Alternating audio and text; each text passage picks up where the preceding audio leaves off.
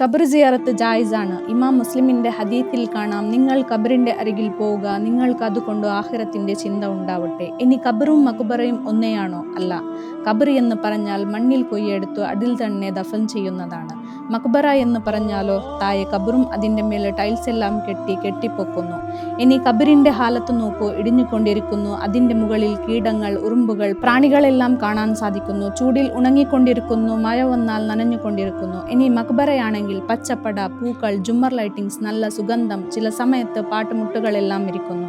ഇനി ഖബറിന്റെ അരികിൽ പോയാൽ ആഖിറത്തിന്റെ ചിന്ത ഉണ്ടാകുന്നു, പേടിയാകുന്നു. തിരിച്ചു പോയതിനു ശേഷം അള്ളാഹുവിന്റെ ഒരു ഖൗഫ് ഉണ്ടാകുന്നു. അതേ മഖ്ബറയുടെ അടുത്താണെങ്കിൽ ദുനിയാവിന്റെ ചിന്ത ഉണ്ടാകുന്നു. തിരിച്ചു പോകാൻ മനസ്സ് വരുന്നില്ല, അവിടുത്തെ ലൈറ്റിങ്സ്, സുഗന്ധം, പാട്ടുകളെല്ലാം കണ്ട്. മഖ്ബറയുടെ അരികിൽ പോയി ഞങ്ങൾ ചോദിക്കുന്നത് ഞങ്ങൾക്ക് വേണ്ടിയാണ്, അവരുടെ മുഖേന. ഖബറിന്റെ അടുക്കൽ പോയി നാം ദുആ ചെയ്യുന്നത് അവരുടെ മഗ്ഫിറത്തിന് വേണ്ടിയാണ്. അസ്സലാമു അലൈക്കും അഹ്ല ദിയാരി മിനൽ മുഅ്മിനീന വൽ മുസ്ലിമീൻ വ ഇന്നാ ഇൻഷാ അല്ലാഹു ബിക്കും ലാഹിഖൂൻ നസ്അലുല്ലാഹു ലനാ വലക്കുമുൽ ആഫിയ.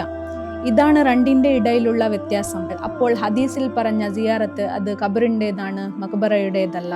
ബല്ലിഗു അന്നി വലൗ ആയ, എന്നിൽ നിന്ന് ഒരായത്താണെങ്കിലും ശരി നിങ്ങൾ എത്തിച്ചു കൊടുക്കുക. അസ്സലാമു അലൈക്കും വറഹ്മത്തുള്ളാഹി വബറകാതുഹു.